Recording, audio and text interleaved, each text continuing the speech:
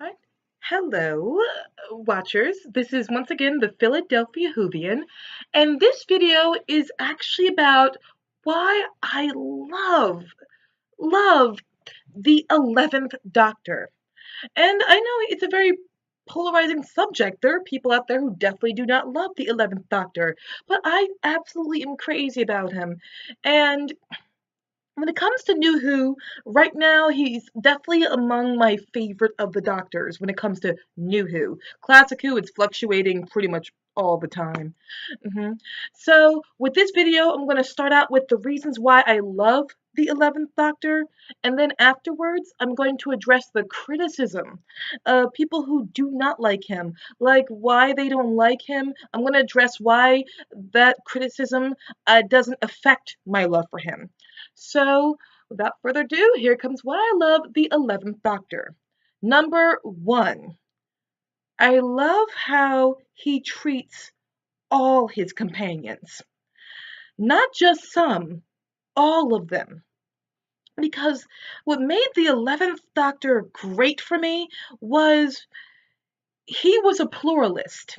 And when I say he's a pluralist, what I mean by that is he treated all of his companions like they were special. He did not, favor one and then make them the next one who came after that one immediately feel bad. It's like, well, not that you're replacing her, she was the best, etc. and so forth. So you're never going to mean the same thing to me. No, from the very get go, once you step aboard his TARDIS and you are his companion, you are his companion. I liked it. I thought I liked how he was with Amy, then with Rory, then with Clara and River, and then comes the sub companions. I call them sub companions.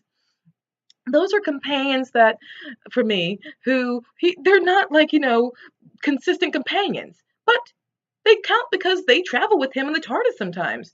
That's, the Paternoster gang. But also, it's Craig. Even though he's not really on the TARDIS, they do have two adventures together. And the Doctor goes back to see Craig again.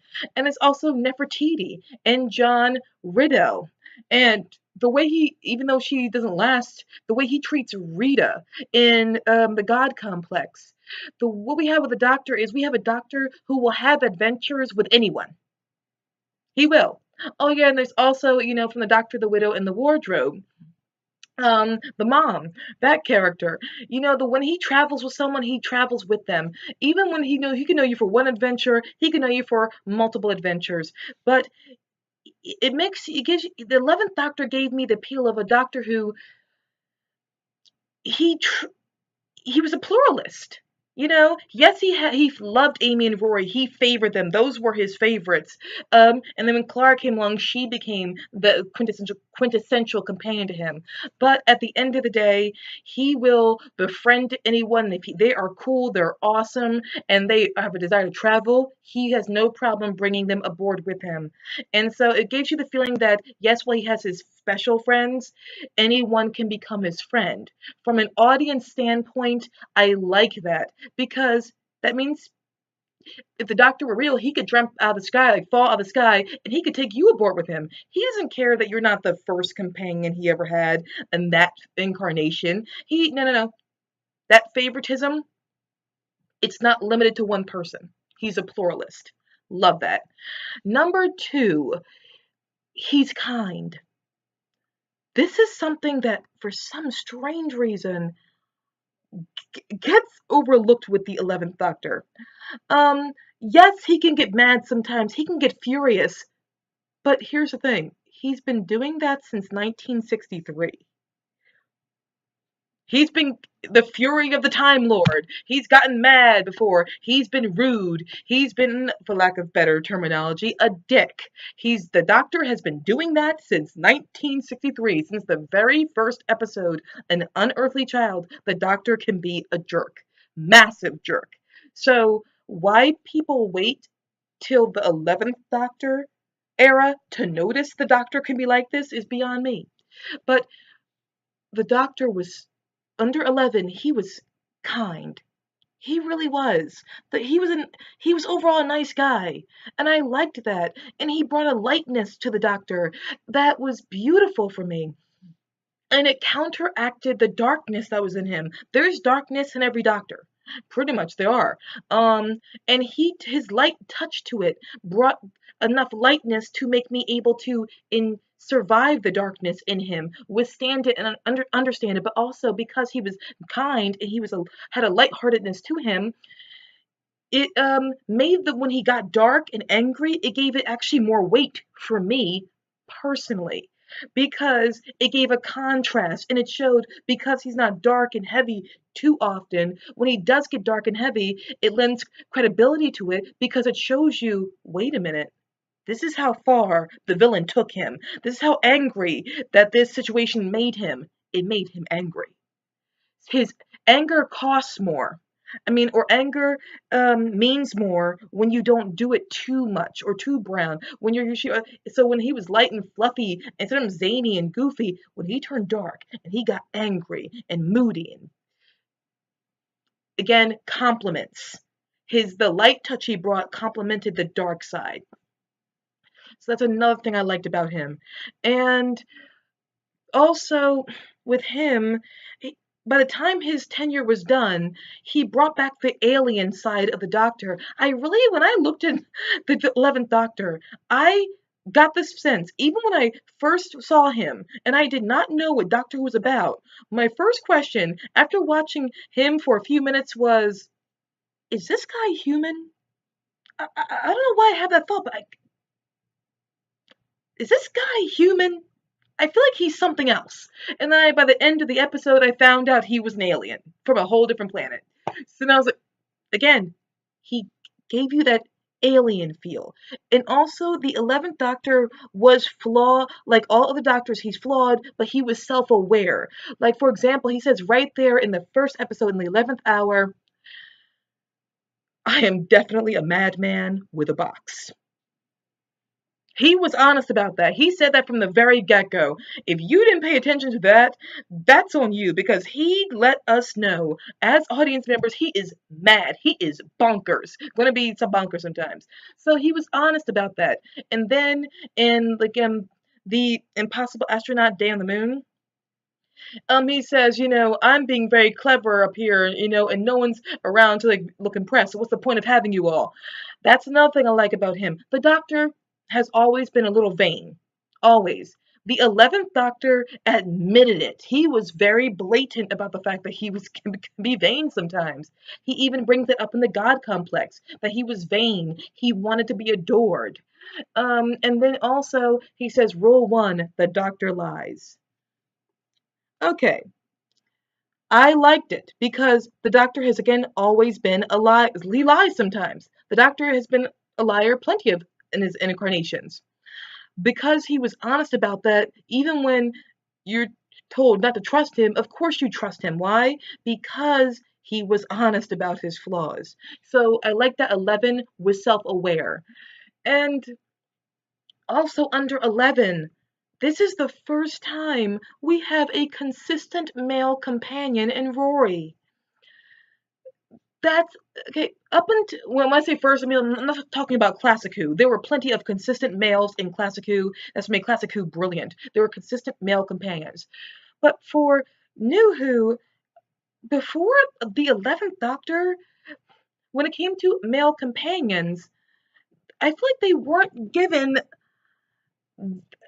like consistent companion status. The Doctor kind of put up with them. The closest we got to a companion who the Doctor respected was Wilfred, but he had like one adventure. He was like a one-offer. And we see him every now and again, but we don't see him consistently. Jack was I like Captain Jack. I love Captain Jack. But the Doctor never seemed to treat him on an equal footing that he treated Rose.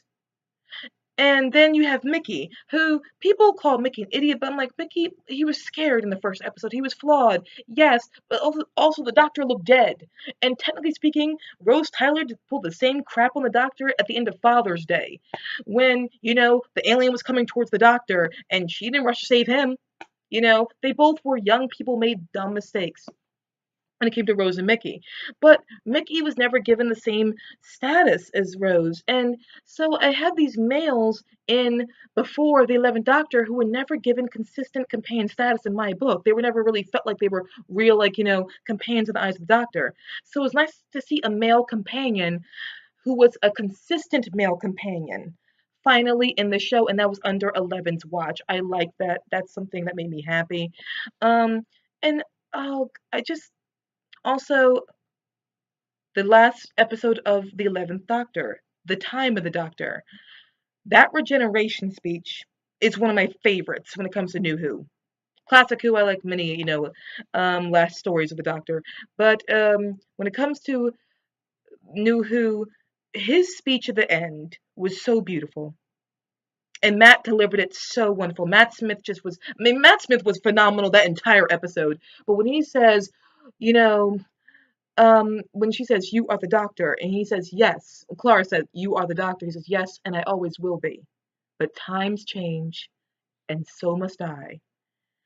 And we all change when you think about it, and that's okay. You got to keep moving as long as you remember the people that you used to be. And I will always remember when the Doctor was me." That was perfect because it acknowledged he was going to show how he's going to miss his own run, but it's time for us to move on and accept Peter Capaldi. It's time to accept the 12th Doctor.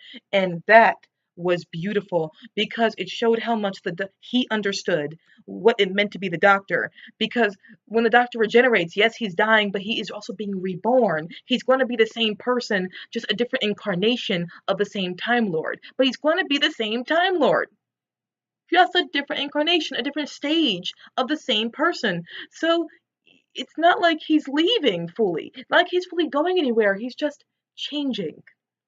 And that was that was them understanding what made the Doctor for me personally. Now comes to the criticism that his Doctor gets.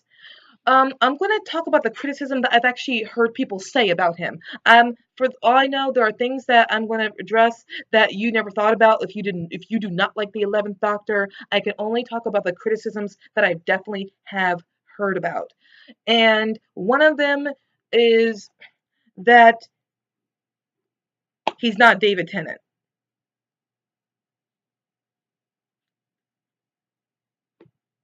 You know what? When I watch Matt Smith's rendition of the Doctor, I'm not watching it because I want a carbon copy of David Tennant. There's only one time I want to watch David Tennant, and that is as David Tennant. I don't want to see Matt Smith as David Tennant. I want to see Matt Smith as Matt Smith and his take on the Doctor. There's a time and a place, and David Tennant, his era is good for his. Matt Smith, this is his time. Just like I did not put my love for Matt Smith's rendition of the Doctor on Peter Capaldi. So no, I do not blame him for taking over David. I did not want David's performance in Matt. I wanted Matt Smith's take on the Doctor, and I got that. I liked it. Also, the criticism he gets is, and I think it's because people do not like the episodes under his run. Um, for every episode that in his run I don't like, there's like 7 episodes I do like, or I think have aged really well. But even if they didn't, even if the episode was not good, here's the thing: I don't always judge the Doctors by the episode that they're in. I judge them by how they were in that episode, because there are times where there was an episode that was terrible, but the Doctor is great in it. He's good in it. Then there are episodes that are hailed as awesome. The audience, the fan base loves it. But the Doctor was actually kind of a terrible in it. It was the companion who was the real hero. It was the companion who made him look cool, but not really him. So I don't, if his episodes suck in your eyes, and there are some bad episodes in his run, definitely, that doesn't ruin his Doctor for me. As long as his Doctor was good in the episode, that's what I'm going by. Um, Also, some of the criticisms that he gets aimed at his Doctor 11, this is me being pretty objective and going from experience of what I've had to deal with, they're not true. There are some things that literally criticism people just made up about his Doctor, and that is one of them. Like I hate to like bash another video I saw on YouTube, But this one girl, she did a video, it's like how the 11th Doctor let me down. That was the name of the video, or the 11th Doctor is not my hero, something like that. And her take was how Doctor Who, like, she was very feminist oriented, and how the 11th Doctor was like, terrible how he treated women. Um, yeah, because the way 10 treated Martha was a picnic. Yes, but for me, one thing she said, and that's, I mean, she said many things that were just inaccurate. Like, she literally saw the episode in the way she wanted to see it, not how it was, or she took things out of context and misconstrued it. But one thing she said, and that just made me so angry, because this people agreed with this. She said in Journey to the Center of the TARDIS, the 11th Doctor burned a message in Clara's hand. Burned a message. And I remember that was not how it happened. And I went back and rewatched it, and that was not what happened. He did not burn a message in her hand. Clara picked up something and it burned her hand, and you even hear the doctor shouting in the background, Clara, do not pick, like, he's like, Clara, no, don't pick it up. But also, the entire episode was aimed at him just trying to save Clara. He said, salvage of a lifetime. You meant the ship. I meant Clara. The entire intention of the episode was to save Clara Oswald. And then we find out he never actually tried to burn, he never burned her in her hand. He actually just put the message, he saw that the message got burned into her hand, and then he wrote the message on it, and then he went to that rift where he was in insufferable pain, spoke to the doctor, his other, himself, and then he dropped it because he couldn't hold on any longer. He died, probably. And then Clara picked it up before the 11th Doctor got the chance to pick it up. He didn't burn it into Clara's hand. It's stuff like that I keep hearing. It's like you took this, you just saw what you wanted to see. And then I hear like, oh, the boner jokes in his run were insanely awful. Whatever you call boner jokes, they're in his run, they're quite ambiguous. What I mean by that is, as an adult, I understand what's happening. But if I were watching as a kid, that would go over my head. Also, nothing to me is, no boner joke could possibly be worse than the blowjob reference in the Love and Monsters, where the one guy has a sex life with a slab of concrete, and she has a mouth. He has a body. There's only one way they can have a sex life, and that was an episode where the monster was submitted by a kid. A kid. What are you doing putting a blowjob reference in an episode where the kid submitted the monster? And I don't hate that episode. I don't like it either. I just don't like it either at all. But it's not like terrible. But that idea, I'm like, okay, whenever you attack the 11th Doctor for whatever you call a boner joke, remember they were always ambiguous enough for a kid to overlook it, but not Love and Monsters. That was just a blowjob reference. And then with the doctor, like, people say, oh, okay, the 11th Doctor, he lies. Like, rule one, the doctor lies. What a terrible message. Again, I'll repeat myself. The doctor has been lying since 1963. The doctor has always lied sometimes. Why are you waiting till now to notice this? Also, and if you want to prove, well, a previous doctor lying, that goes back to the 10th Doctor in the episode Gridlock. He lied to Martha about Gallifrey. Why? Because he liked it. That's what he said. That was his line. He liked it. And then the only reason he told her the truth was because she would not leave until he told her the truth, and that was after the face of Bo pointed with a showed that he lied. He got pushed into telling the truth. He got pushed. So don't give me this whole, oh, the doctor lies, it's terrible, 11's awful, when it's been happening since 1963. And that's another problem I have. Again, a lot of the criticism aimed at his doctor, previous doctors have done, but no one seems to notice that they did it. Another criticism that gets hailed at him is, oh my god, he committed genocide on the Silence in Day on the Moon in Series 6. Just because all they were doing was they were existing. First of all, no, they were not just existing. They were manipulating, torturing, and killing and kidnapping the human race. They were, just in the background in subtle ways, but they were doing it. They kidnapped a little girl, dude. And the doctor also, genocide is when you wipe out an entire species or you wipe out an entire bit of that species. That's not what the 11th Doctor did. He armed the human race to protect itself against and kick off these invasions. They were literally kicked out these people who were invading them. That's called self-defense.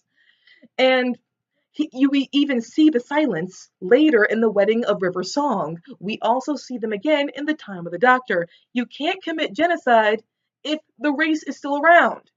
And also, he's not the first Doctor to commit genocide. The Sixth Doctor did the same thing in Terror of the Vervoids, in the Trial of a Time Lord. Genocide. He was, and the Sixth Doctor was acting under duress, like 11 was. And then, if that's not enough, the 10th Doctor committed the worst genocide in the history of the show, where he drowned the entire species of Rachnos children. These are kids, and I'm arachnophobic. I am petrified of spiders, but even I know you don't drown a race of kids because of what one in their species has done. It was only the Empress who was guilty. She was the guilty one. And while, again, I understand the impulse the 10th Doctor had when he said, I could take you all to a planet where that's uninhabited, this, and we know he can do that. We've seen how his TARDIS can now tow a planet, and we've seen how his TARDIS can tow another ship. As a result, because of that, we know he can easily could have got taken them to the planet. He wiped out an entire species of children because of what the Empress did, and that was genocide. And people think, oh, you're picking on the 10th Doctor. No, I'm not picking on the 10th Doctor. You love him? Go ahead, love him. I'm defending the 11th Doctor from double standards and hypocrisy. If you are going to attack the 11th Doctor for what he did to the Silence, when he was completely justified, but you'll be defend the 10th Doctor for what he did in The Runaway Bride, where he destroyed the entire Rachnos children by draining the Thames of London, a river, next to one of the largest cities in the world. It was important to the ecosystem of that city. Yes, people don't drink from it anymore, but trust me, a river is important.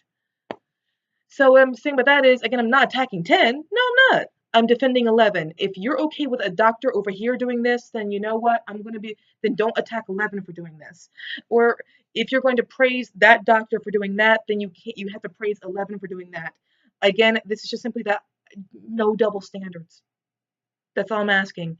And or if you're going to see only the bad in 11, you got to be willing to see the bad in previous doctors. Or if you're going to only see the good in those doctors, see the good in 11. If you don't like 11, fine. You're awesome for not liking him, but don't attack people like me, or try to understand why people like me love the 11th Doctor. And again, also I love Matt Smith's performance as the 11th Doctor. It is wonderful. And also, 11, I loved him, and this is not favoritism. When I thought I'd see other doctors, I was willing for them to replace him as being the favorite in my eyes. Like, when I saw the 5th Doctor for the first time, I loved him. But then when I saw the 3rd Doctor, I liked him as much. Then I saw the 2nd Doctor, I liked him as much. The 4th Doctor, the 7th Doctor, the 6th, I liked them all. Not as much William Hartnell, because his doctor was just really dick in the very beginning. I mean, he was bad. But I do not hate his doctor. I like things about his doctor, but man, he could be hurtful. Ooh, really hurtful. But that being said, I was willing when I saw the 9th Doctor to him to replace Matt Smith 11 in my eyes, and like 9 more. And then same with 10. I heard that 10 was like the greatest, so I was prepared to think 10 was the best. Nope. I loved 11 when I saw him. Then I saw 12, and while I grew to love 12, like 12 is like right underneath 11 when it comes to New Who. Like it goes 11, then right underneath 11 is 12. By the time his era was done, I liked him. But no, man. When I saw 12, it did not erase my love for 11. I still loved him the most. Then I saw 9. Didn't erase my love for 11. Saw 10. Was prepared to think he was the best. Nope. Loved 11 more still. It's not favoritism. Because again, like classic Who doctors, I saw one, loved him, and then loved them all. Something about 11 just spoke to me personally. He's a pluralist. He likes all of his companions. And also, another thing I loved, if his companion had a crush on him, he dealt with it in a very mature manner. And he didn't hold that against her. He did not just make her feel lesser in his eyes for it. He got over it. He knew how to work with it really well. A woman did not become ugly to him because she fell for him. And I like that, okay? I like that. I think that was cool. So that's my reason for why I absolutely love the 11th Doctor. And again, there's no Doctor I hate. I like them all. Um, I like just something about 11 will always speak to me personally. So, again, if you do not like 11, you're awesome. You're cool. That's you. You have every reason to not like what you do not like. But again, just please understand why this is me explaining why I do like him. And hopefully you can respect why I do like him. So thank you guys so very much, and I hope you enjoyed this video. Even if you don't agree with me, it's okay. It's totally okay. But once again, this is the Philadelphia Whovian, and hope you got you thinking about the 11th Doctor. Did you like him? Did you not like him? What are your feelings? Either way, I hope you enjoyed yourself, and once again, thank you so much for watching the video, and have an awesome, awesome day.